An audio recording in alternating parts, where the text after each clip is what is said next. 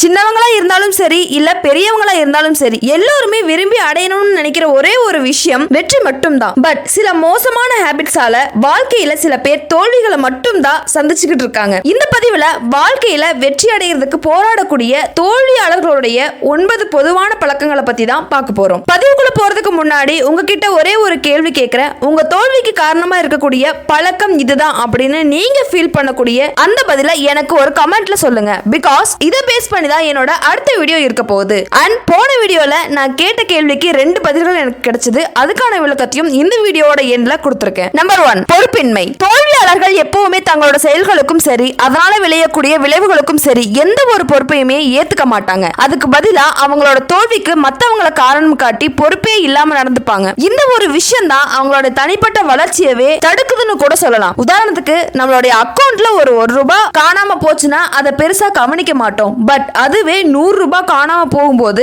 அது என்னன்னு கவனிப்போம். இந்த மாதிரி விஷயத்தை நீங்க பழக்கப்படுத்திக்காம இருக்கிறது தான் ரொம்பவே நல்லது. ஏன்னா பொறுப்பில்லாம நம்ம எடுக்கக்கூடிய சில தவறான முடிவுகள் நம்மளுடைய வாழ்க்கைய இலக்கை நோக்கிய பயணத்திலிருந்து வேற பாதைக்கு திருப்பி விட்டுருது. ஏன்னா நம்ம சின்ன சின்ன தவறுகளை திருத்துறதுக்கு எந்த ஒரு முயற்சியும் செய்யறதில்ல, அதை கண்டுக்கிறதும் இல்ல. இந்த ஒரு விஷயம் தான் உங்களை மிகப்பெரிய தோல்வியை சந்திக்க வைக்குது. எந்த விஷயத்தை முதல்ல சரி செஞ்சா பின்னாடி எந்த ஒரு பிரச்சனையும் வராம இருக்குமோ அதை கவனிச்சு அந்த விஷயத்தை சரி செய்யறது மூலமா வெற்றி அடைய முயற்சி பண்ணுங்க. நம்பர் 2, எதிர்மறை எண்ணங்கள். தோல்வியாளர்கள் எப்பவுமே எதிர்மறையான எண்ணங்கள்ல தான் மூழ்கி இருப்பாங்க. இந்த மாதிரி இருக்கவங்களுக்கு அவங்களோட திறமை மீதும் எந்த ஒரு நம்பிக்கையுமே இருக்காது. உதாரணத்துக்கு ஒரு பிசினஸ் பண்ணணும்னு தோணும் போதே அதை நம்மளால செய்ய முடியுமா, ஒருவேளை செய்ய முடியாம போச்சுன்னா நம்மளை சுத்தி இருக்கிறவங்க எல்லாருமே நம்மளை கேவலமா பேசுவாங்க. இதெல்லாம் நமக்கு சரிப்பட்டு வராது. நம்ம பேசாம நம்ம வேலையை மட்டும் பார்ப்போம்னு கொஞ்சம் கூட நேர்மறை எண்ணமும் சிந்தனையும் இல்லாம தான் இருப்பாங்க. ஒரு ஆராய்ச்சியோட முடிவுல எல்லா மனிதர்களுக்கும் 90% நேர்மறை எண்ணங்களும் 10% எதிர்மறை எண்ணங்களும் இருக்கிறதா கண்டுபிடிச்சிருக்காங்க.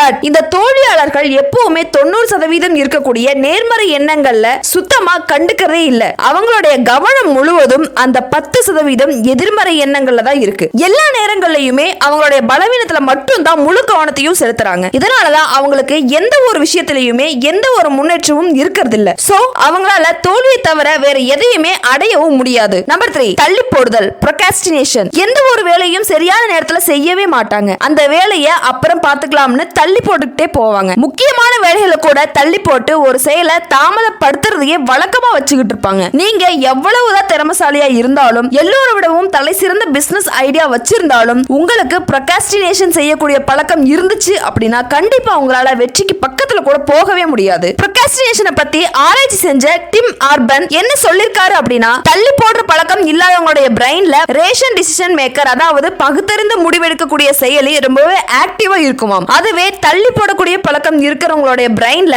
இந்த ரேஷன் டிசிஷன் மேக்கரோட சேர்ந்து இன்ஸ்டன்ட் கிராட்டிஃபிகேஷன் மங்கி, அதாவது உடனடி மனநிறைவு குரங்கு அப்படின்ற ஒரு விஷயமும் சேர்ந்தே இருக்குமா. இந்த இன்ஸ்டன்ட் கிராட்டிஃபிகேஷன் மங்கி அப்படிங்கிறது நீங்க சும்மா இருக்கும்போது அதுவும் அமைதியா இருக்குமாம். நீங்க வேலை செய்ய ஸ்டார்ட் பண்றீங்க அப்படின்னா அந்த மங்கி ஆக்டிவா நீங்க நினைச்ச வேலையை செய்ய விடாம உங்களோட கவனத்தை திசை திருப்ப முயற்சி பண்ணும். உதாரணத்துக்கு வேற ஒரு தேவையே இல்லாத வேலையை செய்யறதுக்காக தூண்டி விடுறது, சோசியல் மீடியால டைம் ஸ்பெண்ட் பண்றதுக்கு தூண்டி விடுறது, இந்த மாதிரி நம்மளோட இலக்கை விட்டு வேற திசையில நம்மளோட கவனத்தை திருப்புறதுக்கு ரொம்பவே முயற்சி பண்ணும். இந்த குரங்கோட முக்கியமான வேலையே நம்ம செய்ய நினைக்கிற வேலையை செய்ய விடாம அதை தள்ளி போட்டு காலம் தாழ்த்தி நம்மள procrastination மோட்லயே வச்சிருக்கிறது தான். இந்த தள்ளி போடுற பழக்கத்தை மாத்துறதுக்கான ஒரு சில டிப்ஸை பார்த்தரலாம். டிப் நம்பர் 1, முடிவுகளை முன்னிறுத்திய திட்டமிடல். அதாவது நம்ம செய்யக்கூடிய வேலையினுடைய முடிவு இப்படித்தான் இருக்கணும் அப்படின்ற ஒரு தெளிவோட திட்டமிட ஸ்டார்ட் பண்றது. டிப் நம்பர் 2, பயனுள்ள திட்டமிடல். ஒரு பெரிய வேலையை சின்ன சின்ன பார்ட்ஸ் ஆஃப் ஒர்க்கா பிரிச்சு செய்யறதுக்கு ட்ரை பண்றது. Tip number 3, list of work. இதுல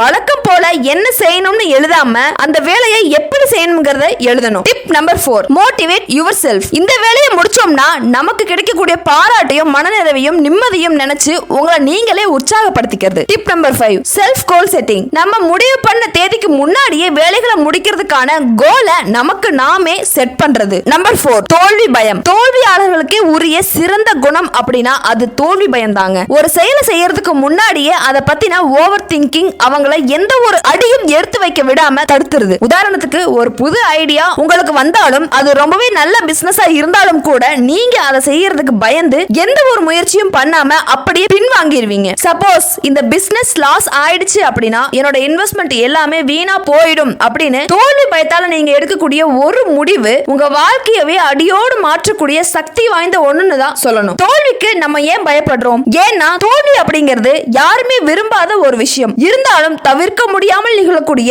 ஒரு அனுபவம் தான் தோல்வி. தோல்வி நம்மள பல பேருக்கு வாழ்க்கை மேல இருக்கக்கூடிய நம்பிக்கையை இழந்து மத்தவங்க முன்னாடி நம்மளோட செல்ஃப் ரெஸ்பெக்ட குறைச்சு விட்டுருது. மிகப்பெரிய வெற்றியாளர்கள் கூட சின்ன தோல்வியை தாங்கிக்க முடியறது இல்ல. இதனால அவங்க வெளி உலகத்தையே சந்திக்க விரும்புறதும் இல்ல. இதோட பலன் தற்கொலையில தான் போய் முடியுது. கஃபே காஃபி டேவோடைய உரிமையாளர் சித்தார்த் அவர்கள் கூட தொழில ஏற்பட்ட நஷ்டத்தால தற்கொலை செஞ்சுக்கிட்டாரு அப்படிங்கிறது எல்லாத்துக்குமே தெரியும். தோல்வியை எப்படி நம்ம தோழனாக மாத்திக்கிறது? மாபெரும் கண்டுபிடிப்புகளை அள்ளி தந்த விஞ்ஞானிகள் எல்லோருமே பல முறை தோல்விகளை அடைந்தவர்கள் அப்படிங்கறத என்னைக்குமே மறந்துடாதீங்க. உதாரணத்துக்கு தாமஸ் ஆல்வா எடிசன் எப்ப பாரு நான் தோல்வியை மட்டும் தான் பார்த்துக்கிட்டே இருக்கேன்னு வெறுத்து போய் அவரோட முயற்சியை கைவிட்டிருந்தாரு அப்படின்னா இன்னைக்கு நம்மளுக்கு மின்விளக்கு ரொம்பவே லேட்டா கிடைச்சிருக்கலாம், இல்ல அது கிடைக்காமையே கூட போயிருக்கலாம். சோ தோல்வியை ஃப்ரெண்டா ஏத்துக்கிறதுக்கு முன்னாடி விடாமுயற்சியை கைவிடாம இருக்க பழகிக்கோங்க. ஒருவேளை தோல்வியை சந்திக்கிற நிலைமை வந்தாலும் கூட அதற்கான காரணத்தை அலசி ஆராய்ஞ்சு புரிஞ்சுக்கிட்டு அடுத்த செயல்ல இறங்குறதுக்கு தயாரா இருங்க. நம்மளோட இலக்கை அடையிற வரைக்கும் எத்தனை தோல்விகளை சந்திச்சாலும் விடாம முயற்சி பண்ணிக்கிட்டே இருக்கணும். நம்பர் 5, ஒழுக்கமின்மை. தோல்வியாளர்கள்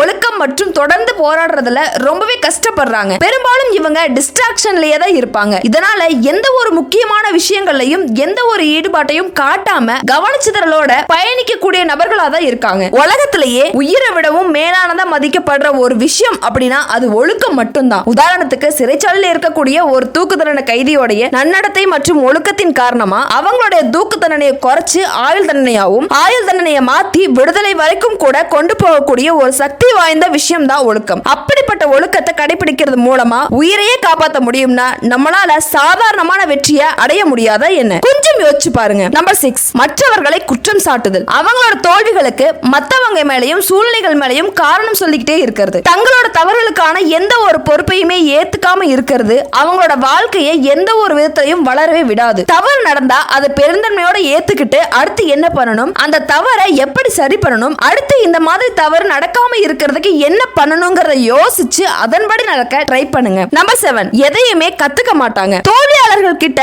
எந்த ஒரு புதிய அறிவுமே இருக்காது. பிகாஸ் அவங்க கிட்ட எந்த ஒரு திறமையையும் வளர்த்துக்க கூடிய மனப்பக்குவம் அப்படிங்கிறது இருக்கவே இருக்காது. எல்லாமே ரொம்பவும் ஈஸியா கிடைச்சணும்னு நினைப்பாங்க. ஜெனரேஷனுக்கு ஏத்த மாதிரி அப்டேட்டடா இருக்க விரும்ப மாட்டாங்க. இந்த மாதிரி இருக்கவங்களுக்கு வெற்றி அப்படிங்கிறது எப்பவுமே ஒரு எட்டாக்கணியா மட்டும் தான் இருக்கும். போன வீடியோல உங்களோட வாழ்க்கையில நீங்க முன்னேறாம இருக்கிறதுக்கான முக்கியமான காரணமா எதை பாக்குறீங்க அப்படின்னு ஒரு கேள்வி கேட்டிருந்த. அதற்கு எனக்கு 2 விதமான பதில்கள் கிடைச்சிருந்தது. ஒன்னு நண்பர்கள், இன்னொன்னு போன். இந்த 2 விஷயமே தோல்வியாளர்களுடைய பழக்கங்களையும் இருக்கு. இத பத்தி விரிவா பார்க்கலாம். நம்பர் 8, நெகட்டிவ் நபர்களுடன் பழகுவார்கள். நம்ம ஒரு நெகட்டிவ் பர்சனா இருந்தாலும் கூட நம்மளோட ஃப்ரெண்ட்ஸ் நம்மளை சுத்தி இருக்கவங்க எல்லாருமே பாசிட்டிவ் பர்சனா இருந்தாங்க அப்படின்னா கண்டிப்பா நம்மளாலையும் ஒரு பாசிட்டிவ் பர்சனா மாறிட முடியும். அதுவே நம்ம பழகுறவங்க நெகட்டிவ் பர்சனா இருந்துட்டாங்க அப்படின்னா நம்மளால எந்த ஒரு செயலையும் உருப்படியா செய்யவே முடியாது. உதாரணத்துக்கு நம்ம ஒரு பிசினஸ் ஐடியா வச்சு ஒர்க்க ஸ்டார்ட் பண்ணும்போது உங்களை சுத்தி இருக்கவங்க அது சரியா வராது, அது கண்டிப்பா லாஸ் ஆயிடும், இதெல்லாம் சரிப்பட்டு வராது, நீ லாஸ் பண்ணிடுவ, இப்படி எல்லாம் சொல்லும் பொழுது ஆட்டோமேட்டிக்கா நீங்களும் அதே எண்ணத்தோட ஒர்க்க ஸ்டார்ட் பண்ணுவீங்க. அந்த வேலை ரொம்பவே சக்சஸ்ஃபுல்லா இருந்தாலும் உங்களால அதை செய்யவே முடியாது. கடைசியா அது லாஸ்ல தான் முடியும். ஒருத்தர் லைஃப்ல கண்டினியூஸா தோத்துக்கிட்டே இருக்காங்க அப்படின்னா அவங்க நெகட்டிவ் பீப்பிள்ஸ் கூட அதிகமா பழகுறதும் ஒரு முக்கிய காரணமா இருக்கலாம். இந்த மாதிரி இருக்கக்கூடிய நெகட்டிவ் பீப்பிள்ஸ்க்கு எந்த விதமான லைஃப் கோல்ஸும் இருக்காது. சோ அவங்களோட நம்மளும் சேரும்போது நம்மளோட லைஃபே டோட்டலா வேற மாதிரி மாறுறதுக்கான வாய்ப்புகள் அதிகமாவே இருக்கு. Number 9, mobile phone. நம்மளுடைய வாழ்க்கையவே டோட்டலா மாத்தி தன்னோட கட்டுப்பாட்டுக்குள்ள வச்சுக்கிட்டு இருக்கிற ஒரு மிகப்பெரிய சாம்ராஜ்யத்தினுடைய சிம்மாசனத்துல இருக்கும் நபர் யார் தெரியுமா? மொபைல் மற்றும் இன்டர்நெட். இத நம்ம 2 விதத்துல யூஸ் பண்ணலாம். ஒன்னு, வாழ்க்கையை மேம்படுத்துறதுக்கும் அறிவை வளர்த்துக்கிறதுக்கும் நம்மளோட வேலையை எளிமையா எளிமையா முடிக்கிறதுக்கும் பயன்படுத்தலாம். 2 நம்மளோட வாழ்க்கையவே இழந்து கேமிங்ல அடிக்ட் ஆகிறது, தவறான வீடியோஸ் பார்க்கிறது, எனி டைம் ரீல்ஸ் பார்க்கிறதுன்னு வாழ்க்கையை தொலைக்கிறதுக்கு யூஸ் பண்ணலாம். வெற்றியாளர்கள் தோல்வியாளர்கள் 2 பேருமே இதை யூஸ் பண்றாங்க. பட் அதற்கான காரணமும் பயன்படுத்தும் நேரமும் வேறுபடுது. உங்களால உங்களோட மொபைல் போனை யூஸ் பண்றதை கண்ட்ரோலே பண்ண முடியல அப்படின்னா பிளே ஸ்டோர் அண்ட் ஆப் ஸ்டோர்ல ஸ்கிரீன் டைம் லாக் ஆப்ஸ் நிறையவே இருக்கு. அதை யூஸ் பண்ணீங்கன்னா நீங்க 2 ஹவர்ஸ்க்கு லாக் பண்ணிட்டீங்க அப்படின்னா 2 ஹவர்ஸ் முடியாம நீங்க என்ன பண்ணாலும் உங்க ஸ்கிரீனை அன்லாக் பண்ணவே முடியாது. பட் உங்களுக்கு வரக்கூடிய போன் கால்ஸை மட்டும் அட்டெண்ட் பண்ணி பேசிக்க முடியும். உங்களோட மொபைல் போன் யூசேஜ் குறைக்கிறதுக்கு இதை ட்ரை பண்ணி பாருங்க.